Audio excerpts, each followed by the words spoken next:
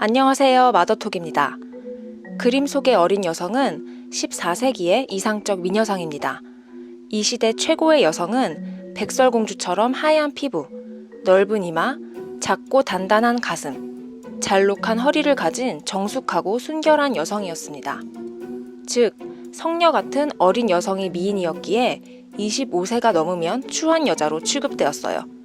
여성의 육체와 얼굴을 금욕주의의 틀에 가두고 화장을 경시하는 풍조가 만연했어요. 화장은 음탕함과 매춘을 상징했거든요. 화장을 하는 여자는 순진한 약혼자를 속이는 부도덕한 여자로 취급당했어요. 대를 이을 자손을 낳아줄 여성과 결혼하려는 신랑은 혹시 촛불 아래 드러난 신부의 모습이 너무 추해서 자신을 무능력하게 만들까 걱정했죠.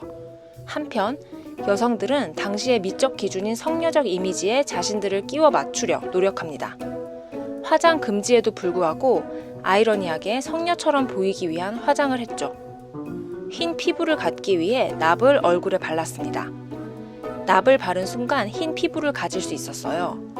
하지만 하얗게 빛을 발하고 난 뒤엔 납 성분의 작용으로 검게 변색된 터서 벌어진 얼굴, 썩어버린 이빨과 악취를 풍기는 숨결로 악마적인 모습이 구현되었죠.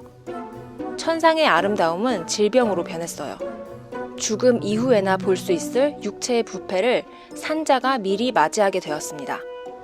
또한 여성들은 빛나는 넓은 이마를 갖기 위해서 웅황과 기름에 끓인 석회를 혼합하여 뽑아낼 머리카락에 발랐어요.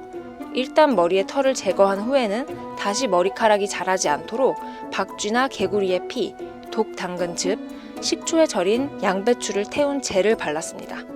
조금 뒤의 인물이긴 하지만 여기 엘리자베스 1세가 있습니다.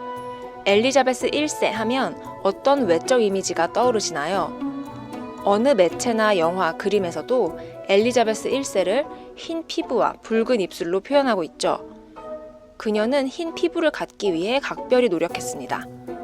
그녀는 화장품으로 달걀 흰자, 달걀 껍질 가루, 명반, 붕사, 양귀비씨 등을 섞어 만든 로션을 발라 안색을 창백하게 만들었다고 전해집니다. 또한 백연, 쉽게 말해 납과 식초를 섞은 화장품을 매일 발랐습니다. 수은으로 만든 메이크업 리무버를 사용했고요. 이게 전부가 아니에요. 흰 피부와 잘 어울리는 입술, 붉은 장미 같은 입술이 필요했어요. 엘리자베스 1세는 수은이 포함되어 있는 독극성 광물인 단사로 만든 화장품을 입술에 발랐습니다. 그 결과 그녀의 진짜 얼굴은 이런 모습이었을 거예요. 그녀는 이러한 외모를 감추기 위해, 맞아요, 더 많은 납을 섞은 화장품을 발랐고 결국 탈모와 피부 괴사, 기억상실, 이로 인한 우울증, 그리고 결국 납 중독으로 사망했다는 설도 있죠. 반대로 중세에서 근대로 넘어가는 르네상스 시대에는 원뿔 모양으로 솟은 가슴이나 통통한 턱, 풍만한 허벅지를 가진 흡벅진 여인이 우위를 점합니다. 포도주를 마실 때 목구멍으로 포도주가 넘어가는 것이 보일 정도로 피부는 투명해야 한다고 했습니다. 투명해 보이기 위해 일부러 피부에 푸른 실핏줄을 그려 넣기도 했죠. 흰 피부를 위해 얼굴과 온몸에 분을 발라 귀족적 자태를 나타냈습니다. 흰 피부가 중요한 만큼 부인들은 피부가 햇볕에 그을리는 것을 꺼려했어요. 그래서 단추를 이빨 사이에 물어서 얼굴 위에 고정하는 가면을 쓰고 다녔습니다. 손을 하얗게 만들기 위해 겨자, 벌꿀을 섞어 손에 바른 뒤 장갑을 끼고 잔 후 아침에 빗물로 손을 씻어냈죠. 또한 미인이라면 반드시 금발이어야 했습니다. 먼저 금발로 물들이는 혼합제 비온다를 머리카락에 발랐어요. 그러고 나서 요즘도 길거리에 많이 보이는 이렇게 넓은 책만 있는 모자를 쓰고 햇볕에 머리카락을 말리면 옅은 황갈색 금발을 얻을 수 있었습니다. 이탈리아어 비온다는 영어로 blonde, 즉 금발이라는 뜻입니다. 치아 관리는 붉은 산호, 갑오징어의 뼈, 복숭아씨, 계피 같은 혼합물로 일주일에 한 번씩 이를 닦았습니다. 흰 피부와 잘 어울리는 붉은 입술을 위해 연지가 광적으로 유행합니다. 모나코의 공주는 처형대 앞에서 죽기 직전까지 연지를 발랐죠. 이제 19세기의 멋쟁이라면 불행하고 병든 모습을 보여야 했습니다. 자신에 대한 무관심을 드러내야 했어요. 예를 들면 길게 자란 손톱, 바람에 날리는 머리카락, 무심하게 자라버린 듯한 수염 같은 것이었죠. 특히 문인들은 폐결핵 환자들에게서 풍기는 예술가적 초췌함을 사랑했어요. 이전 시대에 중산계급이 추구했던 풍만함에 대한 일종의 반발이었죠. 부유함, 포만감을 상징했던 중산계급의 아름다움은 이제 환자 같은 낭만적 이상형들로 바뀌었습니다. 이 시기의 최고 미인 중 한 명은 나폴레옹의 아내 조세핀입니다. 유령형 미인, 환자형 미인, 생기 없는 아름다움, 병들어 맥없는 모습을 보이기 위해 그림 속 그녀는 눈을 반쯤 지그시 감고 있습니다.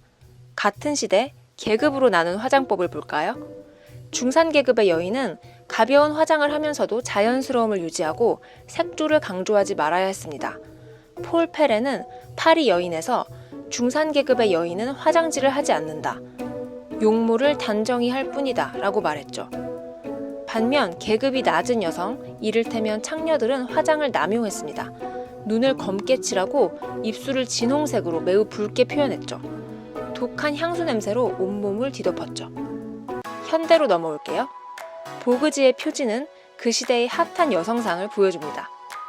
20세기에는 탄탄한 배, 작은 가슴, 근육질의 어깨, 다시 말해 남녀 양성의 소년 같은 성별 파악이 모호한 여성의 몸을 숭배했어요. 빅토르 마르게리트의 소설 사내 같은 여자에도 잘 표현되어 있죠. 소설의 여주인공은 짧은 머리에 재킷, 넥타이 등 레니시안 복장을 하고 개방적이고 활동적인 여성을 보여줍니다. 이제 여성은 연애 대상을 자유롭게 선택하고 자유롭게 행동하게 되었습니다.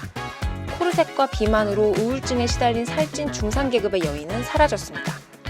그 자리를 시민권과 참정권의 획득을 위해 임신을 스스로 결정할 권리를 위해 투쟁하는 존재가 채웠죠. 미에 있어서도 남성이 강요하는 아름다움의 규범을 더 이상 따르지 않았어요. 부유한 여인들은 집에 철봉과 같은 운동기구를 설치하여 근육을 발달시켰어요. 여성들은 자유롭게 야외 스포츠, 율동체조, 자전거 타기를 즐기며 여가를 보냈습니다. 짧은 보브컷이 유행합니다. 이제 여성들은 코르셋이 아닌 체육 활동을 통해서 이상적인 신체를 가꾸어 나갑니다. 구릿빛 피부가 유행합니다. 여성들은 장갑, 모자, 긴 드레스, 작은 양산을 벗어던지고 그을린 피부를 드러냅니다. 구릿빛 피부는 수세기 동안 이어져 온 여성의 창백함을 대체했어요. 매니큐어는 장갑을 대신했고요. 이제 여성은 모두에게 매력을 주는 젊음, 건강, 활력을 추구합니다. 오늘날에 가까워질수록 미적 기준과 이에 따른 화장법의 변화는 더욱 그 주기가 짧아집니다. 서로 다른 미적 기준이 동시에 공존하기도 하고요. 앞으로는 어떤 미적 기준과 화장법이 대세가 될지 궁금하네요. 지금까지 마더톡이었습니다.